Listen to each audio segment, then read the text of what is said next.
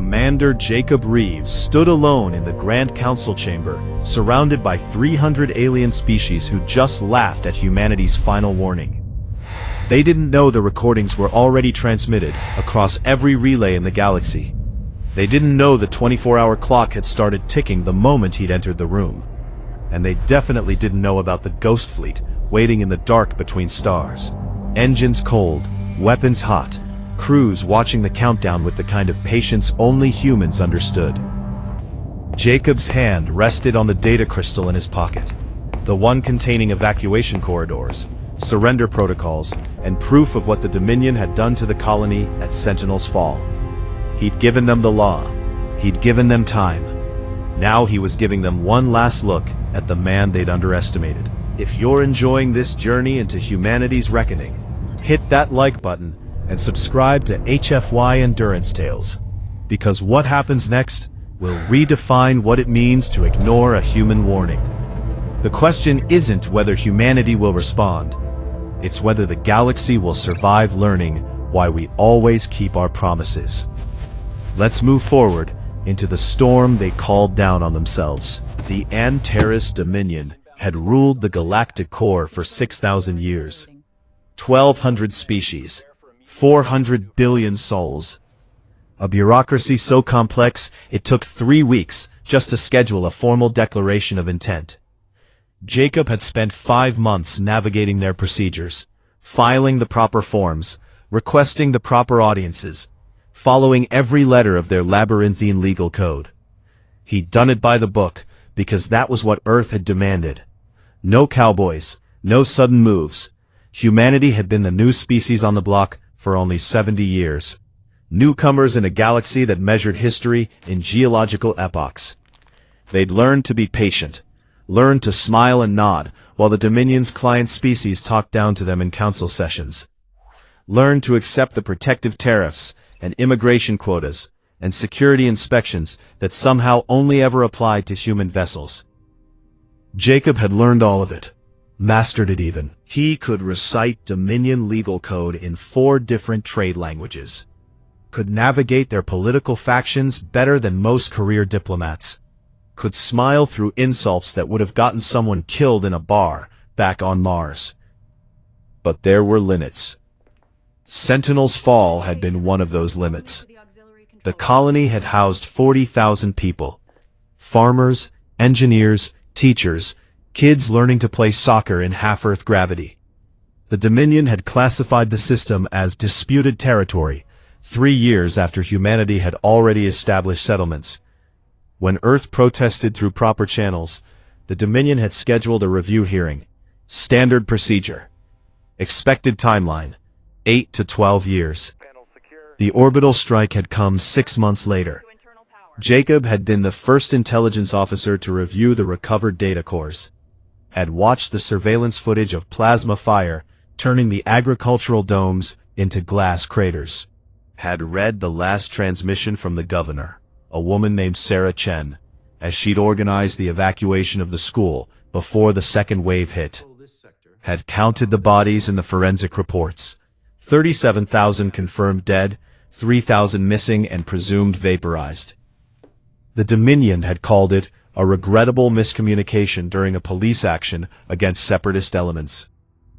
Earth had called it genocide, and Jacob had been sent to deliver humanity's response through proper legal channels, because that was how civilized species handled disagreements.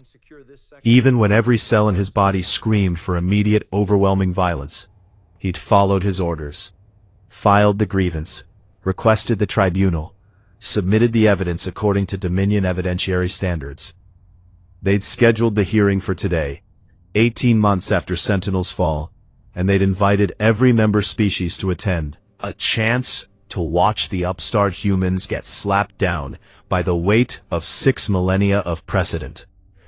The council chamber was an architectural marvel, a sphere 200 meters in diameter, with seating arranged in concentric rings that floated on gravitic fields.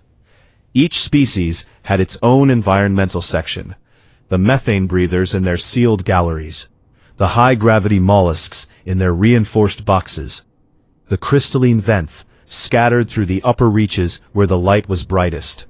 Jacob stood at the center, on a platform barely 3 meters across, alone. That had been intentional. Dominion protocol for petitioners allowed only a single representative at initial hearings. The symbolism was obvious. One human surrounded by the assembled might of the galaxy. The chief arbiter, a being called Nexus 7, whose species had been part of the Dominion since its founding, gestured with one of its 9 manipulator limbs. The petitioner from Earth may present its initial summary. Time limit, 8 standard minutes. Jacob didn't bother with the visual aids he'd prepared. The holographic evidence packets remained dormant in his data crystal. Instead, he spoke clearly, his voice carried by the chamber's acoustics to every seat. 18 months ago, Dominion forces destroyed the human colony at Sentinel's fall. 40,000 civilians dead. I have submitted comprehensive evidence of this attack. Surveillance footage, forensic analysis, communications logs, and testimony from survivors. Under Dominion Charter, Section 44, Subsection 19, this constitutes an act of genocide. Under Section 7, Subsection 3, this requires immediate tribunal, with potential sanctions up to and including military intervention against the responsible parties. Nexus 7's central eye cluster focused on him with what might have been amusement. The petitioner's characterization is noted. However, the Dominion's preliminary review has determined that the incident at Sentinel's fall occurred during a lawful suppression of hostile elements within disputed territory. The human presence in that system had not been formally ratified by. We filed the colonization claim 14 years ago, Jacob interrupted. It was approved by the expansion committee 9 years ago. I have the documents. A ripple of surprise went through the chamber, not at the information, but at his interruption. Petitioners didn't interrupt arbiters. That was another one of those unwritten rules that everyone knew. Nexus 7's dermal chromatophores flickered through a pattern that Jacob's briefings had identified as irritation. Approved subject to final territorial confirmation, which requires a minimum settlement period of 20 years. We were at 14, which means we had 6 more years of protected status under your own colonization laws. The Dominion's interpretation of settlement viability standards isn't interpretation. It's law. I've read it, all 7,000 pages, in the original Founder's script. Jacob pulled out the data crystal, held it up. I have the footage. I have the bodies. I have your ships on long-range sensors firing on clearly marked civilian structures. And I have the law that says you murdered 40,000 people. The chamber erupted in chittering, hissing, and electromagnetic static, the multilingual sound of 300 species talking at once. Jacob waited. He'd expected this. Nexus 7 raised several limbs, calling for silence. The petitioner's passion is understandable, given its species' youth and emotional volatility. However, the Dominion's position remains unchanged. The action at Sentinel's fall was lawful under security provisions that supersede. Then we're done here. Jacob had practiced those 4 words for months, had spent hours in front of a mirror on the voyage here, making sure they came out calm, flat, final. Nexus 7 paused. The petitioner wishes to withdraw its grievance? No. I'm stating that Earth has fulfilled its legal obligations under Dominion law. We filed a formal complaint. We requested a tribunal. We presented evidence. You've refused to acknowledge jurisdiction. Jacob looked up at the assembled species, making sure his voice carried to every seat. As of this moment, Earth considers the Dominion in material breach of its own charter. Under Section 2, Subsection 8. This grants member species the right to seek remediation through alternative means. A new sound rippled through the chamber. Uncertainty mixed with derision. Section 2, Subsection 8 was the War Clause. The thing no species had invoked in 3,000 years because challenging the Dominion militarily was suicide. Nexus 7's chromatophores went still. The petitioner should carefully consider the implications of that statement. I have. Jacob pulled out a second crystal, this one gleaming red instead of blue. This contains Earth's formal declaration of remedial action, filed in accordance with Section 2, Subsection 8. It specifies our terms, our timeline, and our intended response. It also includes evacuation protocols for any Dominion personnel who wish to avoid the combat zones we've designated. The human species has, 3 warships? The speaker was Ambassador Vrel, representing the Corinthian hegemony, one of the Dominion's major military powers. His translator rendered his vocal harmonics as amused contempt. You're threatening the combined fleets of 1,200 species with 3 ships? Jacob looked at him directly. No, Ambassador, I'm following the law. Section 2, Subsection 8, Paragraph 4, requires a minimum notification period of 24 standard hours before remedial action can commence. This recording is being transmitted simultaneously to every relay station in Dominion space. The clock started 7 minutes ago. He placed both crystals on the platform and stepped back. You have 23 hours and 53 minutes to review our terms and respond. I recommend you start with the evacuation corridors. We've been very specific about which systems we'll be visiting and when. Nexus 7's entire body flushed a color that Jacob's briefing had labeled as severe alarm. You cannot simply declare war on the Dominion because you're dissatisfied with a legal ruling. I'm not declaring war. I'm invoking your law. The same law you used to justify Sentinel's fall. Jacob's voice stayed level, but something in his eyes must have changed, because the nearest delegates in the floating seats shifted backward. You had 18 months to do this the right way. You chose mockery instead. Now we do it our way, under your rules. Ambassador Vrel laughed, a sound like rocks grinding together. The arrogance of youth. Your species will be... He stopped mid-sentence as every display in the chamber suddenly flickered to life, showing the same image. A star chart of Dominion space, with 300 red markers appearing in clusters across 12 sectors. Those are your military shipyards, Jacob said quietly. All of them, including the 6 you think are secret. The evacuation corridors provide safe passage out of a 50 light-year radius around each one. Anyone still inside that radius when the clock hits 0 is choosing to be there. How did you? Nexus 7 started, then seemed to reconsider. These displays are secured military infrastructure. I followed the law. Jacob turned toward the exit. 23 hours and 49 minutes. I'd spend it evacuating rather than arguing, but that's your choice. Earth has made its position clear. As he walked toward the massive doors, the chamber behind him descended into chaos. Accusations flew. Species blamed each other for intelligence leaks. Someone demanded his immediate arrest. The doors opened before he reached them. Waiting on the other side was an alien he'd never seen before. A Tharxian, judging by the bioluminescent patterns rippling across her skin in waves of blue and violet. She stood almost 7 feet tall, with 4 arms and compound eyes that reflected the chamber's lights in fractal patterns. A tactical analyst, based on the rank insignia he didn't recognize but could guess at. Commander Reeves, she said, her voice surprisingly soft. I am Observer Kes 3. I have been assigned to monitor humanity's compliance with Dominion regulations during this process. Jacob looked at her carefully. You mean you're supposed to report our fleet movements to your superiors? Her skin patterns shifted to a color he couldn't interpret. I am supposed to understand why a species would commit civilizational suicide by challenging an empire that has endured for 6 millennia. Then you should start by reviewing the evidence about Sentinel's fall. It's all in the blue crystal. Every second of it. He paused. Fair warning, it's not easy to watch, especially the parts with the children. Something flickered in her compound eyes.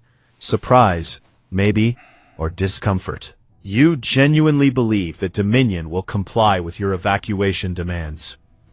No. Jacob started walking toward the landing bay where his shuttle waited. I believe you won't. I believe you'll spend the next 24 hours debating legal precedents and political implications instead of saving the lives of your people. I believe you think we're bluffing because no species could possibly have hidden the kind of military force needed to threaten your shipyards simultaneously. Then why issue the warning? He stopped, turned to face her. Because we're not you. When this is over, I want every species in the galaxy to know that we gave you every chance. That we followed your laws, even when you wouldn't. That we offered mercy, even after Sentinel's fall. Kes-3's skin patterns went absolutely still. A Tharxian expression he'd learned meant complete attention. You actually believe you can win. I believe we already have. Jacob gestured at the chamber behind them, where the shouting had reached fever pitch. Look at them. They're terrified, and they don't even know what to be terrified of yet. In 24 hours, they'll understand exactly what it means to ignore a human warning. He left her standing there and headed for his shuttle. The clock was ticking, and somewhere in the dark between stars, 200 ships were watching that same countdown, waiting for the moment when humanity would finally show the galaxy what happened when you made them stop being patient. The real question wasn't whether Earth would follow through. It was whether anyone would be left to surrender to when they did. The Dominion Strategic Command spent the first 6 hours proving Jacob right. They didn't evacuate. They convened emergency sessions. They formed investigative committees to analyze how humanity had obtained classified shipyard locations. They debated the legal technicalities of Section 2, Subsection 8, with scholars pulling precedents from cases argued when Earth's ancestors were still hunting mammoths. They did everything except take the threat seriously. Observer Kes-3 watched it all from the Strategic Command's central monitoring station, her compound eyes tracking 15 different data streams simultaneously. She'd been assigned to observe humanity for 3 years now, ever since Earth had started making formal complaints about trade restrictions. She'd read their literature, studied their history, analyzed their psychological profiles. Nothing she'd learned explained Commander Reeves. The human had stood alone before 300 species and effectively declared war on the galaxy's dominant power. But his physiological readings had shown no deception markers, no stress indicators beyond what was normal for public speaking. He'd meant every word. More than that, he'd been calm, almost serene. That terrified her more than any threat. Observer Kes-3. The speaker was Fleet Coordinator Morn-17, a veteran of 400 years of Dominion service. His chromatophores showed patterns of dismissive confidence. Your assessment of the human commander's psychological state? Stable, rational, committed. She pulled up the analysis she'd been compiling. He displays none of the classic indicators of species youth aggression or emotional instability. This was a calculated decision. Based on what calculation? 36 human ships against our combined fleets? Morn-17's laughter carried harmonics of genuine amusement. Perhaps their mathematics education is insufficient. Perhaps we should review the evidence they submitted about Sentinel's fall. The coordinator's patterns shifted to annoyance. That incident has been thoroughly investigated by the proper authorities. The human colony was harboring separatist elements that were children playing soccer. Kes-3 had spent the shuttle ride reviewing the blue crystal's contents, had watched the footage of the first strike hitting the agricultural domes during Harvest Festival, had counted the small bodies in the wreckage of the school. The youngest casualty was 6 months old. What separatist activity was she engaged in? Morn-17's entire body flushed with irritation. You are here to observe humanity, not to question Dominion policy. I am observing them. That's why I'm questioning our policy. She brought up the star chart, showing the 300 marked locations. Commander Reeves has been in Dominion space for 5 months. We've tracked his movements, monitored his communications, scanned his shuttle 17 times. He's been following every regulation, filing every form, attending every scheduled hearing. Do you really believe someone that meticulous would make empty threats? I believe he's attempting psychological warfare. It's a primitive tactic. Then why did he specify evacuation corridors? Why give us 24 hours? Why follow our own legal code right up to this moment? Kes-3's skin pattern cycled through colors of unease. He's not trying to scare us. He's trying to save us. The coordinator dismissed her concerns with a gesture. Even if humanity has somehow assembled a larger fleet than we're aware of, they lack the military infrastructure to threaten our shipyards. Each facility is defended by multiple battle groups, plus fixed defenses that have been refined over millennia. The humans would need. Every display in the command center went dark. Then they flickered back to life, showing a single message in 12 languages. 18 hours remaining. Evacuation corridors active. Humanity keeps its promises. Beneath the text, a new image appeared. Real-time sensor data from Shipyard Complex 7 in the Kelthian Reach. The facility was one of the Dominion's largest, capable of constructing 6 dreadnoughts simultaneously. The sensor data showed a human ship dropping out of faster-than-light travel exactly 100,000 kilometers from the shipyard's outer defense perimeter. Not attacking, not even charging weapons, just waiting. A single destroyer-class vessel holding position while the Dominion's battle groups scrambled to respond. Morn 17's chromatophores went pale. How did they bypass the sensor nets? How did they? The answer came 3 minutes later, when similar reports flooded in from 48 other shipyards.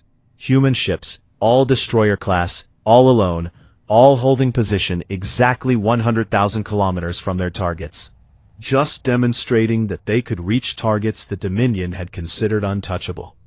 Kes-3 felt her skin patterns shift to a color she'd only read about in historical texts. The shade her species displayed in the moments before battle, when the old predator instincts from their evolutionary past overwhelmed civilized thought. They're not bluffing, she whispered. They're showing us they don't need to. Commander Reeves had spent 18 months preparing for this moment, had filed every form, attended every hearing, followed every rule. And while the Dominion's bureaucrats had been dismissing him as an emotional primitive, he'd been mapping their entire military infrastructure with the kind of precision that suggested Earth's intelligence capabilities were decades ahead of what anyone had estimated. Launch defensive fleets, Morn 17 ordered. Engage any human vessel that violates our security perimeters. Sir, they're not violating the perimeters. They're holding position just outside sensor range, exactly where Commander Reeves specified in his evacuation corridors. Then, they're taunting us. No, Kes-3 said quietly. They're proving a point. They could have struck without warning, could have used their apparent stealth capabilities to destroy those shipyards before we even knew they were there. Instead, they announced themselves, held position, and waited. Because Commander Reeves wasn't lying when he said humanity wanted to do this according to the law. She pulled up the footage from Sentinel's fall again, letting it play on the main display. The agricultural domes exploding, the children running from the school. The governor's last transmission as she stayed behind to operate the evacuation shuttle manually because the automated systems had been damaged. We did this, Kes-3 said, her voice barely above a whisper. We murdered 40,000 civilians and called it a police action. We spent 18 months mocking their legal complaints instead of investigating the truth. And now we're surprised that they're showing us what justice looks like when civilized requests are ignored. Morn 17 stared at the display, his chromatophores cycling through patterns too rapid to interpret. Even if what you're saying is true, we can't simply surrender to their demands. The political implications. Will be worse if we let those shipyards get destroyed, along with everyone still inside them. KES-3 began pulling up evacuation logistics. Commander Reeves gave us corridors and timelines. He's showing us exactly how to save lives. The question is whether our pride is worth more than our people. The coordinator didn't answer. Couldn't answer. Because somewhere in the calculations running behind his eyes, he was starting to realize the same thing KES-3 had understood the moment Commander Reeves walked out of that council chamber. Humanity had spent 70 years learning the Dominion's rules, had endured insults, restrictions, and finally genocide while following proper protocols, had given them every chance to do the right thing. Now they were teaching the galaxy what happened when patience ran out. The human ships continued to hold position, not firing, not advancing, just waiting with the kind of terrible patience that spoke of ironclad discipline and absolute certainty. KES-3 pulled up Commander Reeves' psychological profile one more time, scanning for any detail she'd missed. The report showed a man who'd grown up on Mars, served in Earth's fleet for 20 years, lost his brother in a mining accident caused by faulty Dominion-approved safety equipment that Earth couldn't modify without violating trade agreements. A man who'd learned 9 alien languages, mastered interstellar law, and dedicated his entire adult life to making humanity's voice heard in a galaxy that treated them like children. A man who'd spent 5 months being polite, while building the most comprehensive intelligence operation the Dominion had ever failed to detect.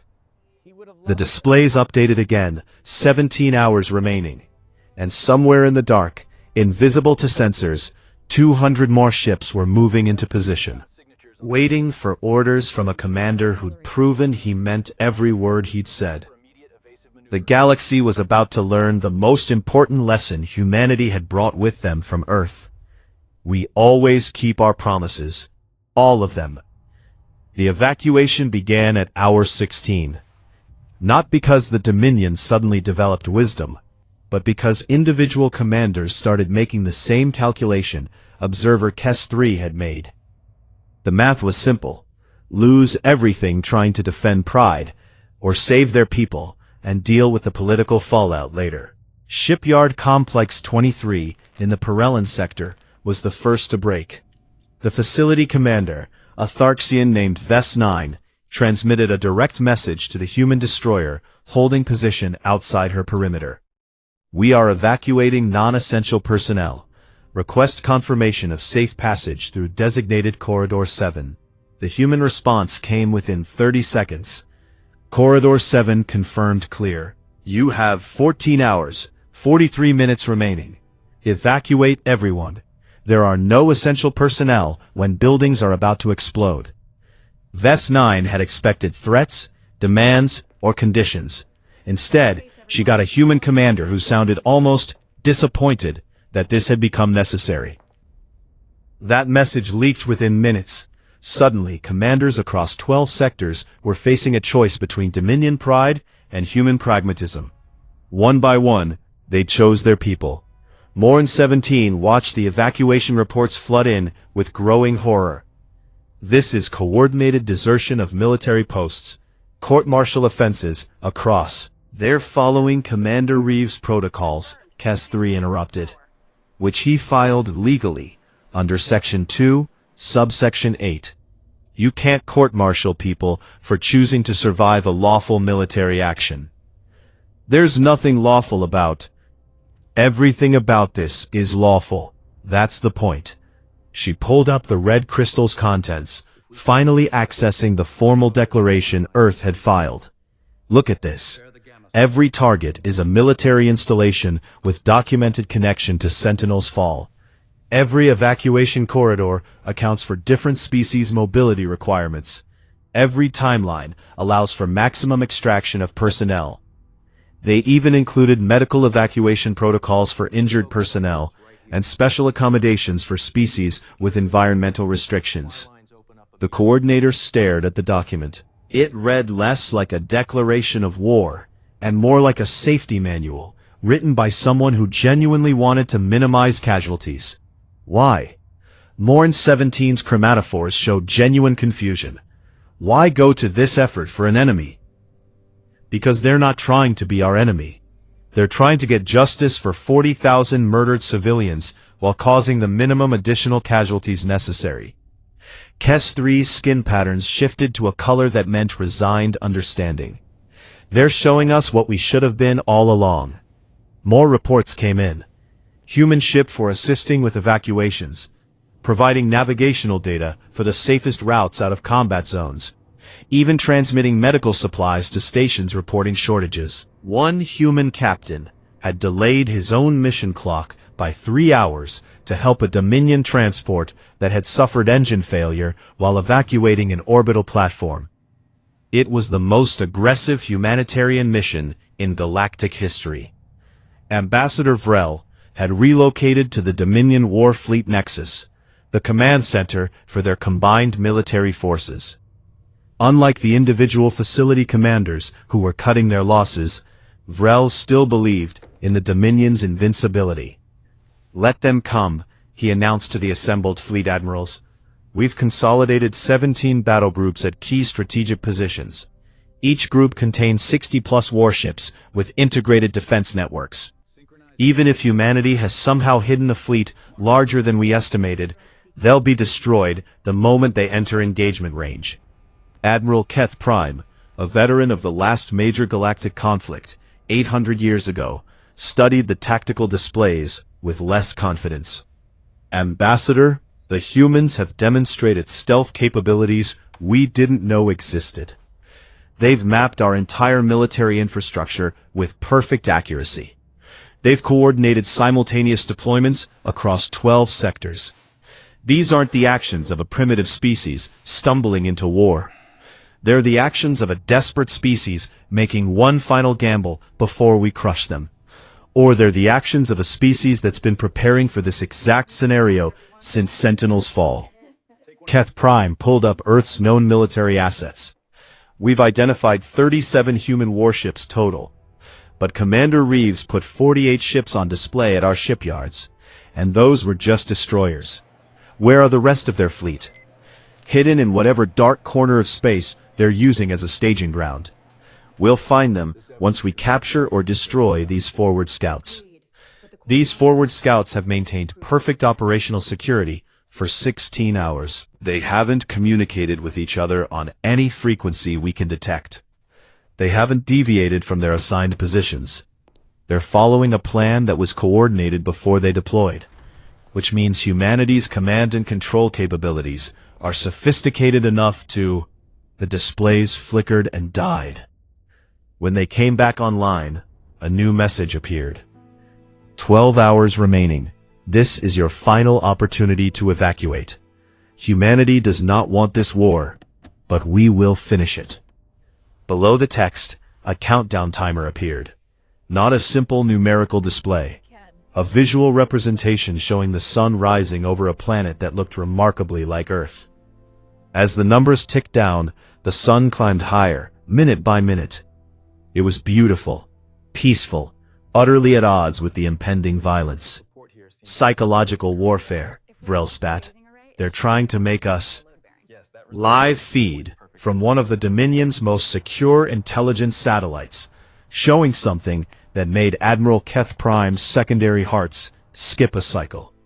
Ships, hundreds of them, dropping out of faster-than-light travel in the system designated as Rally Point Echo, one of the Dominion's emergency fleet assembly zones. Not human destroyers. These were larger. Cruisers, carriers, dreadnoughts, and they weren't hiding anymore. They were taking formation in broad daylight, broadcasting identification signals that showed names like UNSS Sentinel's Vengeance, UNSS Remember Sarah Chen, UNSS Never Again. "Impossible," Vrel whispered. "The construction time alone for ships of that size would require decades of..." "Unless they started building them 70 years ago," Keth Prime said quietly. "The moment they met us, the moment they saw how the galaxy worked." KES-3, monitoring from Strategic Command, felt her skin flush with the color of awe. They'd all been wrong. Humanity hadn't spent 70 years learning to be patient.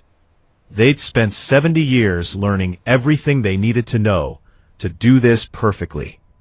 Every treaty they'd signed, intelligence gathering. Every trade agreement, mapping supply lines. Every diplomatic complaint, testing response times and decision-making patterns. Every insult they'd endured, letting the Dominion grow complacent. And Sentinel's fall had been the trigger point, where strategy became action. Commander Reeves hadn't been sent to negotiate. He'd been sent to deliver the legal justification for what was already in motion. "How many ships?" Keth Prime asked, though his voice suggested he didn't want to know the answer. The tactical officer's chromatophores went pale. Estimated 200 capital ships, plus support vessels, plus the 48 destroyers already at our shipyards. It's larger than our entire core fleet. Deployed when? Unknown. They must have been staging in deep space for months. We never detected the buildup because they never communicated, never moved until they were ready. It's the most disciplined military deployment in recorded history. Vrel's confidence finally cracked. "We need to negotiate. Open channels to Commander Reeves and—" "He gave us 24 hours to negotiate," Kestri said, her voice cutting through the panic. "We spent it debating legal technicalities and calling them primitives. The time for negotiation ended when we laughed at their evidence about Sentinel's fall." She pulled up Commander Reeves' last known location, still at his original position, watching the countdown on a datapad. Alone in his shuttle, exactly where he'd been since leaving the council chamber. Waiting. Not because he had to, but because he'd promised. 24 hours, one full rotation of an Earth day. The amount of time that humanity considered fair warning before the storm arrived. "We should surrender," Admiral Keth Prime said. "Immediately. Before they what?" Vrel demanded. "Before they expose how thoroughly we failed? Before every client species sees that the Dominion can be challenged? We fight. We show them that numerical advantage doesn't." "They don't have numerical advantage," the Admiral interrupted. "They have strategic advantage, intelligence advantage, and moral advantage. They're about to destroy 300 military targets simultaneously, while offering evacuation corridors and medical support to their enemies. They're going to win this war without firing a shot at a single civilian. And then they're going to show the galaxy the footage from Sentinel's fall, and ask why we couldn't do the same." Silence fell across the command center. Because everyone there knew the answer. The Dominion had grown so used to being unopposed that they'd forgotten what accountability looked like. The countdown timer updated. 11 hours remaining. Kes 3 made a decision that would probably end her career. She opened a direct channel to Commander Reeves' shuttle. "Commander, this is Observer Kes 3. I need to speak with you." The response came after a long pause. "Observer, I thought you'd be busy helping with evacuations." "I've been reviewing the evidence from Sentinel's fall. All of it, including the parts your people recovered from destroyed data cores." "Then you know why we're here." "I know you're right. I know the Dominion committed genocide. I know we had 18 months to acknowledge it, and chose pride instead."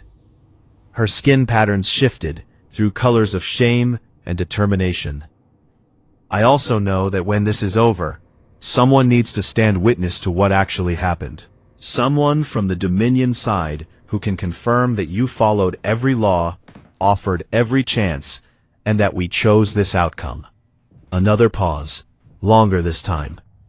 "You understand what you're offering? Your career is worthless if I stay silent while justice finally gets served." Kes 3 pulled up the evacuation data. 67% of personnel have cleared the target zones. The rest are either refusing to evacuate or trapped in facilities where commanders are preventing departure. "We know. We're tracking it," Something in his voice suggested deep frustration. We gave them corridors. We gave them time. We even delayed the clock by 3 hours to help that transport. But some people would rather die than admit they were wrong. What will you do? The answer came without hesitation. At hour 0, we destroy every military target on our list. Anyone still there chose to be there. We won't kill civilians to make a point, but we can't save people who refuse to be saved. It was the most terrible form of mercy KES-3 had ever encountered, and it was exactly what the law required. I'm coming to you, she said. I need to document this from your perspective. And when the tribunal happens, the real one, after this is done, I need to testify about what I saw. You'll be branded a traitor. I'll be branded honest. There's a difference. She was already heading for the shuttle bay. And maybe, if enough of us are willing to admit the truth, the Dominion can become what it was supposed to be, instead of what it's become. She cut the connection before he could argue further. Behind her, the command center descended into chaos as more evacuation reports came in, as fleet admirals argued strategy, as politicians debated surrender terms that Commander Reeves had already specified 18 months ago. None of it mattered. The sun was rising on that peaceful Earth display, and when it reached zenith, the galaxy would learn what humanity had been trying to teach them all along. Justice delayed isn't justice denied. It's just justice with better preparation. Observer KES-3 reached Commander Reeves' shuttle 43 minutes before the deadline. Her own vessel had been allowed through human defensive perimeters without challenge. Apparently, Earth's intelligence network had already flagged her as a non-hostile. That level of detailed tracking should have terrified her. Instead, it reinforced everything she'd come to understand about humanity's approach to this operation. They knew everything. They'd known it for months, and they'd still followed the law. Reeves met her at the airlock. Up close, without the formality of the council chamber, he looked older than his service record indicated. The kind of aging that came from carrying too much weight for too long. Observer KES-3, I appreciate the gesture, but you should be somewhere safer. What we're about to do is justice. I know. That's why I need to witness it. She held up a recording device. Official observer documentation. When this is over, when the propaganda machines start spinning their versions, someone needs to have the unedited truth. He studied her for a long moment, those human eyes searching for something. Whatever he saw must have satisfied him, because he nodded and gestured toward the shuttle's bridge. The space was surprisingly cramped, functional rather than comfortable. 3 stations, minimal crew, everything optimized for efficiency. A timer dominated the main display, counting down in precise human seconds. 00:42:17. Reeves settled into the command chair with the ease of long practice. I won't lie to you, observer. What you're about to see isn't going to be pretty. We've tried to minimize casualties, but war is never clean. I've read the casualty projections from Sentinel's fall, KES-3 said quietly. 40,000 civilians dead in 6 hours. If you can accomplish your objectives with less than that, you'll have proven humanity's moral superiority regardless of who wins. We're not trying to prove superiority. We're trying to stop this from happening again.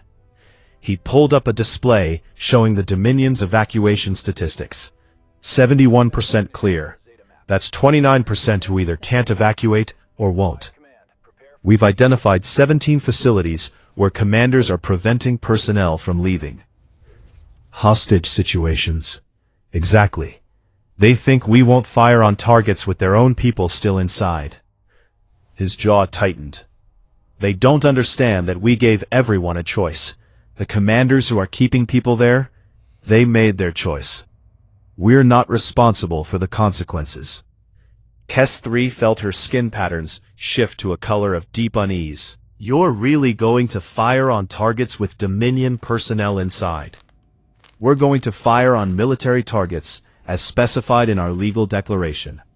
The fact that some commanders chose to use their own people as shields doesn't change our obligations. He turned to face her fully. You need to understand something about humanity, Observer. We don't make empty threats. When we say we'll do something, we do it. Every time, without exception. That's why the warning mattered. That's why we gave 24 hours. Not because we thought it would work, but because we needed to be able to look at ourselves in the mirror afterward and know we tried. The timer hit 30 minutes. Across 12 sectors, the human fleet began final positioning. Kes 3 watched the tactical displays update in real time, seeing the precision of the operation reveal itself.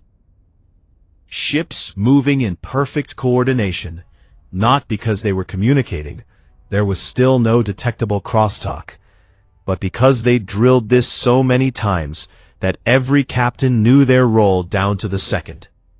How long have you been planning this? She asked. Since Sentinel's fall, 18 months. Since we met the Dominion, 70 years. Reeves pulled up a star chart showing Earth's first contact with Dominion space. My grandfather was on one of the first diplomatic missions. Came back and told everyone the same thing. They're powerful, they're ancient, and they think we're children. Start preparing for the day when that becomes a problem. 70 years of preparation for a war you hoped would never happen. 70 years of preparation for a war we'd do anything to avoid. But the moment we knew we couldn't avoid it, we made sure we'd win. He gestured at the fleet displays. Every ship out there was built in secret shipyards outside Dominion sensor range. Every weapon system is 3 generations ahead of what we've let you see. Every captain has been training for this exact operation for 5 years minimum. We didn't want this fight, Observer, but we made damn sure that if you forced us into it, we'd end it decisively. Kes 3's communicator began receiving emergency transmissions from Dominion Command. Surrender offers, negotiation requests, pleas to extend the deadline. All of them coming far too late. Why aren't you responding? She asked. Because we specified our terms 18 months ago. 24 hours notice, evacuation corridors, tribunal for those responsible for Sentinel's fall. They've had more than enough time to comply. He pulled up the blue crystal data again, the footage from the colony. Sarah Chen had 6 minutes to evacuate a school with 300 kids. 6 minutes between the first strike and the second. She saved 247 before the plasma hit. The Dominion called that acceptable casualties in a police action. So no, Observer, they don't get extra time now. They get what they gave her, the minimum warning required by law, and then the consequences of their choices. The communicator chimed again. This time the voice was Ambassador Vrel, barely coherent through panic. Commander Reeves, we accept your terms. Complete tribunal, full accountability, reparations for Sentinel's fall. All of it. Just call off the attack. Reeves' expression didn't change. You should have evacuated your shipyards, Ambassador. We're evacuating now. Just give us more time. You had 24 hours. You spent it debating whether we were bluffing. He pulled up the evacuation statistics. 17 facilities still have personnel inside because commanders refused to let them leave. Thousands of your people are about to die because you thought human warnings were negotiable. That's not on us. That's on you. You can't just... This is mass murder. No, Ambassador. Mass murder is what happened at Sentinel's fall. This is a lawful military action with proper notification and evacuation protocols. The difference is that we actually followed the law. Reeves cut the connection. Kes 3 watched the final minutes tick down, her skin pattern cycling through colors of dread and fascination. This was history happening. The moment when humanity stopped being the patient newcomers and became something the galaxy would have to reckon with. Last chance to leave, Reeves said quietly. What happens next isn't something you can unsee. I'm staying. Someone needs to witness the truth. He nodded, accepting that. Then witness this. were about to destroy 300 military installations simultaneously.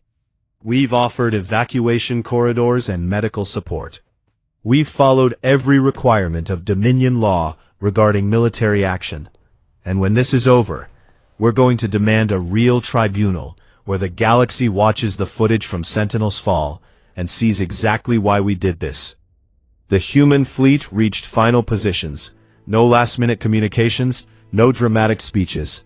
Just professional military operations unfolding with the precision of a music performance.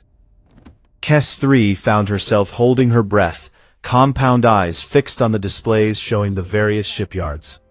Some were completely evacuated, dark facilities waiting for destruction. Others still showed life support signatures, heat blooms, power readings indicating people inside. People who'd been ordered to stay by commanders who thought humanity was bluffing. Fleet captains, Reeves said into the command channel, his voice absolutely level. Weapons free in 60 seconds. Remember, military targets only. If civilians are in the blast radius because commanders use them as shields, that's a war crime on their part, not ours. Hit your marks, confirm kills, and extract on schedule. Humanity is watching. Make us proud. A chorus of acknowledgements came back. 200 captains confirming readiness. Kes 3's skin patterns went absolutely still, the Tharxian equivalent of holding one's breath. Reeves' hand moved to a control panel, hovering over the final authorization button. This is for Sarah Chen, he said quietly, and every person at Sentinel's fall who spent their last moments wondering why the galaxy abandoned them. The sun reached its zenith on the peaceful Earth display, and the galaxy learned what happened when you made humanity stop being patient. The attack began with perfect synchronization.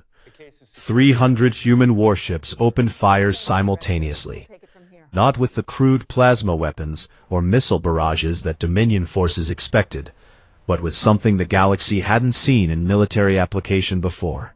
Directed gamma-ray bursts calibrated to specific targets.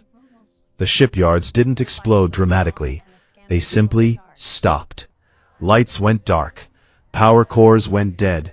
Construction frames collapsed as their gravitational supports failed. It was surgical, precise, and absolutely devastating. Kes 3 watched the tactical displays with growing horror and awe. You're not destroying them. You're disabling them. Destroying them would send debris into shipping lanes and habitable zones, Reeves explained, his eyes tracking the operation's progress. Disabling them means they can eventually be salvaged or rebuilt. We're not here to salt the Earth, observer. We're here to remove military capabilities while preserving as much infrastructure as possible. I don't understand. You could destroy everything. Why show restraint? Because we want the Dominion to survive this, just not as a force that thinks genocide is acceptable policy. He pulled up another display. Watch this part carefully. You're going to want it in your official record. The display showed Shipyard Complex 47, one of the 17 facilities where commanders had prevented evacuation. The human strike had disabled the power systems, but life support was still functional. And now, instead of withdrawing, the human ships were moving closer. Rescue operations. Medical shuttles launching, one of the fleet captains reported. Complex 47 has approximately 400 personnel still inside. We're extracting them, whether their commanders approve or not. Kes 3's compound eyes couldn't process what she was seeing. You're rescuing the people who wouldn't evacuate? We're rescuing the people whose commanders wouldn't let them evacuate, Reeves corrected. There's a difference. Those personnel didn't choose to be shields, they were used as shields, and we don't punish people for being victims of bad leadership. Across the combat zone, the pattern repeated. Human forces disabled military infrastructure with ruthless efficiency, then immediately switched to rescue operations for any personnel still trapped inside. Medical teams stood ready. Evacuation routes were secured. Even the commanders who'd ordered their people to stay were taken prisoner rather than killed. It was the most aggressively merciful military action in galactic history, and it was driving Dominion Strategic Command into paralysis. "They're rescuing our people," Morn 17 whispered, staring at the feeds. "They destroyed our shipyards, and now they're rescuing our people. Because they're not monsters," Admiral Keth Prime said quietly. "They're exactly what they said they were, a species seeking justice under the law. We're the ones who turned this into a war." Ambassador Vrel's voice crackled over the emergency channels. "This doesn't change anything. They've committed acts of war against the Dominion. We have grounds to—" "To what?" Keth Prime interrupted. "To continue a fight we're clearly losing? They've disabled 300 military installations in 12 minutes. They're conducting rescue operations for our own people. And they're broadcasting everything on open channels so every species in the galaxy can see exactly how restrained they're being, despite having overwhelming force. We still have the core fleet, battle groups in defensive positions ready to do what, Ambassador? Fight a force that can strike anywhere simultaneously?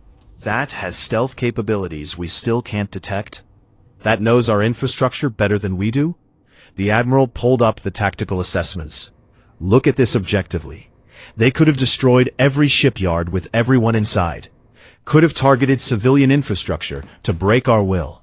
Could have done to us what we did to Sentinel's fall. Instead, they followed the law better than we ever have." Kes 3 listened to the conversation from Reeves' shuttle, her recording device capturing everything. This was the moment the Dominion's mythology shattered. Not because humanity was stronger, but because they were better. "Observer," Reeves said, drawing her attention to a new display. "You're going to want to see this." The screen showed a Dominion commander, the one from Shipyard Complex 47, who'd ordered his personnel to stay as human shields. He was being brought aboard a human rescue shuttle, protesting loudly about his treatment. The human medic checking him over looked unimpressed.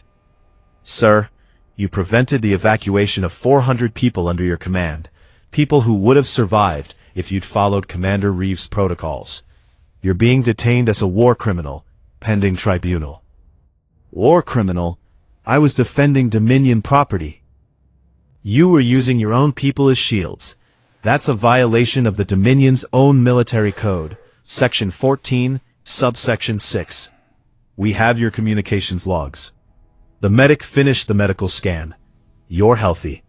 You'll be held with the other commanders who made similar choices. Your crew is being transferred to civilian transports for medical care and eventual repatriation." The commander's bluster died. "Repatriation? You're sending them home?" "Once they're cleared by medical, we're not interested in holding prisoners who were just following orders. We're interested in holding the people who gave those orders accountable." Kes 3 felt something shift inside her understanding of galactic politics. They're building a war crimes tribunal, in real time, during active combat operations. "We've been building it for 18 months, Reeves confirmed. "Every communication logged, every decision documented, every violation of Dominion law recorded and time-stamped. When this is over, we're not just going to demand justice, we're going to provide ironclad proof of why it's necessary." The shuttle's communications board lit up with incoming transmissions, not from Dominion Command, from individual shipyard commanders who'd evacuated successfully. "Commander Reeves, this is Vess 9, formerly of Shipyard Complex 23. I want to thank you for the evacuation protocols. We got everyone out. Your people even helped us with the medical cases who couldn't travel at speed." Another voice. "Commander, this is Thorn 12 from Complex 67. You were right. About everything. I reviewed the Sentinel's fall evidence. We should have listened." More transmissions followed. Hundreds of Dominion personnel who'd survived because they trusted humanity's warnings, each one chipping away at the Dominion's narrative of human barbarism. Ambassador Vrel tried to regain control, All forces, this is a direct order. Engage human vessels on sight. Show them that. Negative.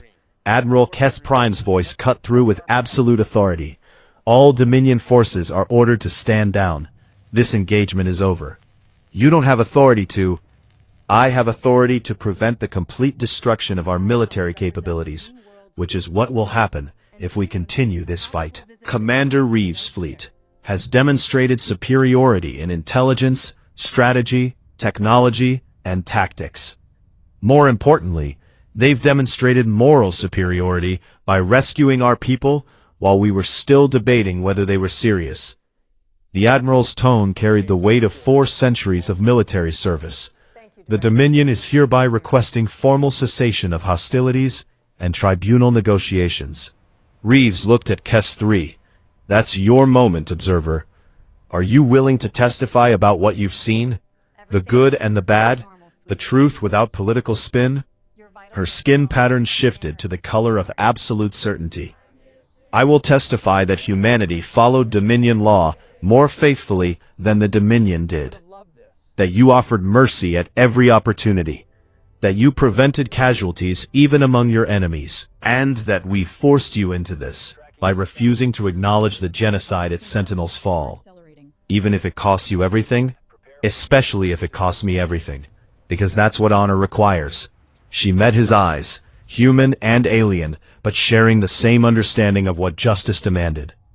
My species has a saying, truth witnessed is truth preserved. I choose to preserve this truth, no matter the cost. Reeves nodded slowly, respect evident in his expression. Then he activated the fleet-wide channel. All human forces, this is Commander Reeves. Admiral Keth Prime has requested cessation of hostilities. We accept, conditional on immediate tribunal negotiations for Sentinel's fall. Maintain defensive positions, but hold all offensive operations.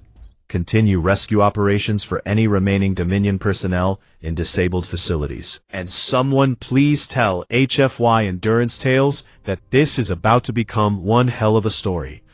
The day humanity proved that following the law works better than breaking it. The last part got scattered laughter from his fleet captains. Even in the middle of history's most precise military operation, humans found room for their peculiar humor. Kes 3's recording device captured everything. The aftermath of the strikes, the rescue operations, the surrender negotiations, the first preliminary tribunal discussions, where human lawyers would face Dominion politicians and ask one simple question. Why did 40,000 civilians have to die before you took humanity seriously? She knew the answer. They all did now. Because the Dominion had mistaken patience for weakness, had confused lawful behavior with inability to fight, had assumed that a young species couldn't possibly challenge an empire 6,000 years old. They'd been wrong about all of it. And the galaxy would never make that mistake again. The tribunal convened 37 days after the shipyard strike, as historians were already calling it. Not in the Dominion's Grand Council chamber. That venue had been compromised when humanity demonstrated they could hack its secured systems. Instead, it took place on a neutral station in the fringe territories, with observers from 200 species and live broadcasting to every inhabited system in the galaxy. Commander Jacob Reeves sat at the human delegation table, flanked by lawyers, military analysts, and victim advocates from Sentinel's fall. Across the chamber, Dominion officials occupied their own section, noticeably smaller than it had been 37 days ago. Several key figures were absent, detained pending war crimes investigations. Observer Kes 3 sat in the witness section, her recording device and testimony already submitted to the tribunal's evidentiary database. Her career in Dominion service had ended the moment she testified, but she'd found new purpose as humanity's primary expert witness on Dominion military operations. The chief arbiter, a new one since Nexus 7 had been one of those detained, called the session to order. This tribunal will address the incident at Sentinel's fall and the subsequent human military response. Commander Reeves, you may present your opening statement. Jacob stood, his dress uniform immaculate, his expression calm. He'd spent 18 months preparing for this. 70 years, if you counted his entire species' patient buildup. Chief Arbiter, honored observers, members of the Tribunal, Earth comes before you today not to justify our actions, but to demonstrate that every action we took was required by Dominion law in response to a genocide that this body refused to acknowledge. Footage from Sentinel's fall began to play. Not the sanitized versions the Dominion had released, but the full, unedited recordings that human intelligence had recovered from destroyed data cores. The agricultural domes exploding during Harvest Festival. Children running from schools as the second wave approached. Governor Sarah Chen's final transmission as she stayed behind to operate evacuation shuttles manually because automated systems had been destroyed. The tribunal chamber fell absolutely silent. 40,000 civilians, Jacob continued, his voice steady despite the emotions flickering behind his eyes. Murdered by Dominion forces in an orbital strike that violated every principle of proportional response, civilian protection, and basic military ethics. We filed a complaint. We requested a tribunal. We submitted evidence, and we were ignored for 18 months while this body debated jurisdictional technicalities. He pulled up the red crystal data, Earth's formal declaration of remedial action. Under Dominion law, Section 2, Subsection 8, we had the right to seek alternative remediation when legal channels failed. We exercised that right. We provided 24 hours notice, detailed evacuation corridors, and constant communication about our intentions. We followed your law more faithfully than you did. Ambassador Vrel, still clinging to his position despite everything, stood to object. The human response was disproportionate. 300 military installations destroyed. Disabled, Jacob corrected. Not destroyed. Disabled with precision strikes designed to minimize casualties while removing military capabilities. And before you claim disproportionality, let me remind this tribunal that humanity offered surrender terms 18 months ago. We offered evacuation corridors 24 hours before our response. The Dominion commanders chose to use their own people as shields in 17 facilities. The casualties that resulted from those choices are not on humanity's hands. He pulled up the rescue operation data. Furthermore, human forces conducted immediate rescue operations for every Dominion facility that still had personnel inside after our strikes. We evacuated 4,300 personnel who'd been prevented from leaving by their own commanders. We provided medical care, safe transport, and eventual repatriation. We treated prisoners according to the highest standards of Dominion military law, standards that weren't applied to the civilians at Sentinel's fall. Kes 3 watched the tribunal's reaction. She'd seen these beings mock humanity 6 weeks ago. Now they looked like students being lectured on ethics by their professor. The question before this tribunal, Jacob said, his voice carrying to every corner of the vast chamber, is not whether humanity's response was legal. The evidence clearly shows it was. The question is why the Dominion thought they could commit genocide against a member species and face no consequences. The question is why it took the destruction of 300 military installations before this body agreed to hold a tribunal that should have happened 18 months ago. The question is what kind of galactic order you want moving forward. One where might makes right, or one where the law actually means something. He sat down. The opening statement had lasted 7 minutes. It would be quoted for decades. The chief arbiter turned to the Dominion delegation. Your response? The lead Dominion attorney, a being called Morth 6, whose chromatophores showed patterns of barely controlled panic, stood slowly. The Dominion acknowledges errors in judgment regarding the Sentinel's fall incident. However, we maintain that humanity's military response exceeded the bounds of. Show them the orders, Jacob interrupted. Kes 3 pulled up the data she'd been authorized to release. Communications from Dominion Strategic Command to the fleet group that had hit Sentinel's fall. orders that specified maximum civilian impact to discourage future human colonial expansion. Orders that listed acceptable casualty rates in percentages rather than human lives. Orders signed by officials who were now conspicuously absent from this chamber. The tribunal chamber erupted. Species that had been allied with the Dominion for millennia suddenly found themselves reconsidering those alliances. Political calculations shifted in real time as representatives realized that being associated with genocide was no longer politically viable. Morth 6 tried to regain control. These documents may have been fabricated by. They match the encryption signatures of authenticated Dominion military communications, Kes 3 said, standing from the witness section. I verified them personally using Dominion cryptographic protocols. They're real. The orders to maximize civilian casualties at Sentinel's fall came directly from Strategic Command as a deliberate policy decision.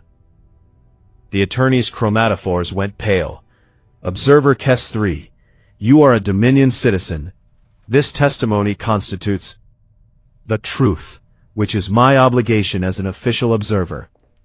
Her skin patterns showed the color of absolute conviction. I witnessed Commander Reeves follow Dominion law for 18 months while being mocked and dismissed. I witnessed humanity offer evacuation corridors and rescue operations to the same forces that murdered their civilians. I witnessed humans treating their enemies with more respect than the Dominion showed its own people. And I will testify to all of this under any questioning this tribunal wishes to conduct. The chief arbiter raised several limbs for silence. This tribunal will recess for 6 hours while we review the submitted evidence. When we reconvene, we will begin formal questioning of witnesses and examination of the legal justifications for both the Sentinel's fall action and humanity's response. As the chamber cleared, Jacob remained seated, staring at the display still showing Sarah Chen's final moments. Kes 3 approached him slowly. Commander, that was effective. It was true. That's all it needed to be. He looked up at her. Thank you for testifying. I know what it cost you. Less than it cost the people of Sentinel's fall. Less than it could have cost if humanity had chosen vengeance over justice. She settled into a nearby seat. What happens now? Now the galaxy decides what kind of place it wants to be. Whether the law applies to everyone or just to whoever has the biggest fleet. He pulled up a different display. Reconstruction plans for the disabled shipyards. We've submitted proposals for joint reconstruction efforts. Human engineering expertise combined with Dominion resources. Build something better from what we broke. You're offering to help rebuild the facilities you destroyed?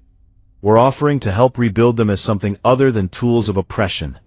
Shipyards that build merchant vessels and exploration ships instead of weapons platforms. Facilities that employ multiple species on equal terms instead of Dominion client hierarchies. He smiled slightly. We didn't come here to conquer, observer. We came here to change things. Force the galaxy to live up to its own stated ideals. Over the next 6 hours, as the tribunal reviewed evidence, something remarkable happened. Species that have remained silent during Sentinel's fall began issuing statements condemning the Dominion's actions. Client species that had been locked into unequal treaties started demanding renegotiations. And several major powers quietly opened diplomatic channels with Earth, interested in learning more about this young species that had managed to defeat an empire using nothing but patience, preparation, and adherence to the enemy's own rules. When the tribunal reconvened, the chief arbiter's announcement surprised no one who'd been paying attention. After reviewing the submitted evidence, this tribunal finds that the Dominion's actions at Sentinel's fall constituted genocide under established galactic law. Furthermore, we find that humanity's military response was conducted within the legal parameters of Section 2, Subsection 8, with appropriate notification and proportional force. The Dominion is ordered to pay reparations to Earth in the amount of... The number was staggering. and to surrender all personnel responsible for ordering and conducting the Sentinel's Fall operation, for prosecution under Galactic war crime statutes. Ambassador Vrel stood, his translator barely able to render his incoherent protests. The chief arbiter silenced him with a gesture. Furthermore, this tribunal recommends comprehensive reform of Dominion Charter provisions regarding member species rights, military engagement protocols, and tribunal access. These recommendations will be submitted to the full Galactic Assembly for implementation. Jacob stood. Commander Reeves, does Earth accept these findings? Earth accepts the findings and the reparations. However, we request one additional provision. Speak.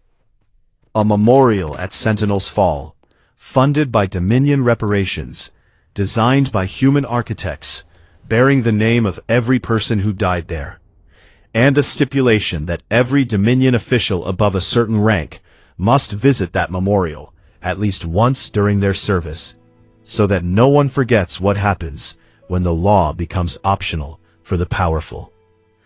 The chief arbiter's species didn't have facial expressions that humans could read, but something in its posture suggested approval. This tribunal grants that request. The session ended. History had been made. Justice, delayed, imperfect, but finally delivered, had been served. Kes 3 found Jacob afterward, in one of the station's observation decks, staring out at the stars. "You did it," she said quietly. "Changed the galaxy. Sarah Chen did it, and the other 40,000 at Sentinel's Fall. I just made sure their deaths meant something." He pulled out a data crystal, the blue one he'd presented to the council 6 weeks ago. "This is going to every school on Earth. Every child will learn what happened here, what patience and preparation can accomplish when you refuse to let injustice stand. What will you do now? Go home, sleep for a month, then probably get assigned to implement these reconstruction projects. Someone has to make sure the galaxy actually follows through." He smiled slightly. "What about you?" "I've been offered a position with the new Galactic Accountability Office that's being formed from these reforms. Apparently, someone who's willing to testify against their own government makes a good inspector general." Her skin patterns shifted to a color that might have been humor. "I think I'll take it. Someone needs to make sure this actually changes things." They stood together in companionable silence.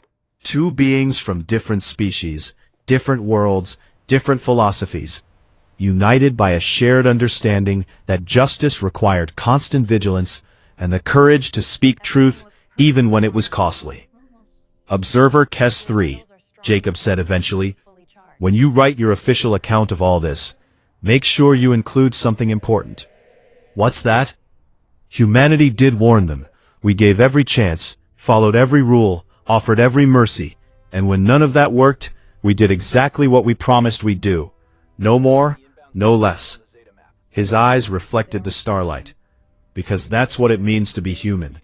We keep our promises, all of them." She recorded those words, knowing they would become the defining statement of this entire affair. Humanity had come to the galaxy as patient newcomers. They'd endured insults, restrictions, and finally genocide while building their case and their capabilities in parallel. And, when the moment came, they delivered justice with such precision that the galaxy had no choice but to acknowledge that Earth had been right all along. 3 months later, the memorial at Sentinel's Fall was completed. A massive structure of glass and steel that caught the sunlight in ways that made it visible from orbit. 40,000 names etched in perfect detail, and at the center, a statue of Governor Sarah Chen at the evacuation shuttle controls, making sure her people got out even as the plasma fire descended. The first group of Dominion officials visited on the memorial's opening day. Many of them wept, a universal gesture of grief that transcended species barriers. Commander Jacob Reeves attended the ceremony but didn't give a speech. That honor went to the survivors, who spoke about the people they'd lost and the civilization that had tried to erase them.